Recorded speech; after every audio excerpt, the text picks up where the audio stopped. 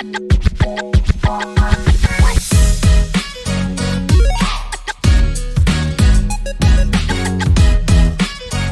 ini berkunjung ke bagian apa namanya nih, gizi ya, yang menyediakan makanan untuk pasien Rumah Sakit Sultan Agung Majapahit. Bisa minta penjelasan nggak sedikit tentang SOP yang berlaku di ruang gizi ini? Silakan. Jadi di instalasi gizi ini sendiri kan ada manajemen penyelenggara makanan. Karena kita sudah menerapkan sistem jaminan produk halal, jadi kita SPO-nya menyesuaikan dengan aturan yang dibuat oleh BPJPH. Jadi dari SPO itu ada beberapa, jadi SPO itu mulai dari penerimaan, penyimpanan, persiapan, pengolahan, sampai penyajian dan distribusi. Oke, kalau boleh tahu nih, yang langsung berkaitan dengan prinsip syariahnya apa? Dapur rumah sakit.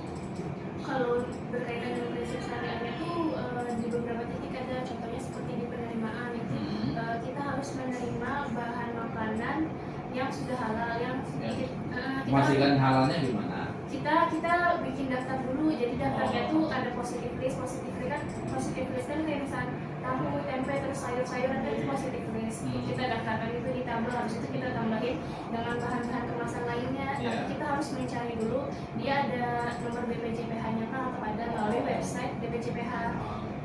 Jadi nanti tabelnya itu lengkap, ada apa, nomor BPJPH, pengurusnya dan lain sebagainya. Sampai nanti sudah fix tabel bahan itu baru kita ajukan ke BPJPH. Misalnya sudah ada balasan dari BPJPH sendiri, maka jadi bahan-bahan yang ada di list itu aja yang kita pakai. Oh, itu yang bagian pemasukan makanannya ya. Terus kalau pengolahannya? Kalau pengolahannya jadi Syariahnya gimana?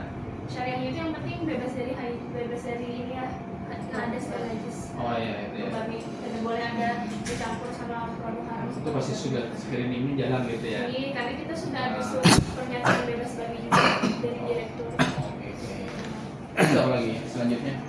Selanjutnya penyajian juga itu harus dipastikan bebas hadas dan najis juga, dan tidak boleh tercampur dengan bahan non halal atau bahan yang di luar daftar yang kami buat itu. Kalau kita mau minta pendapat nih, apakah umpamanya makanan yang basi itu kemudian tersajikan itu dianggap sebuah apa ya, kira-kira boleh nggak? Misalnya ada yang sampai basi kemudian dimakan oleh pasien?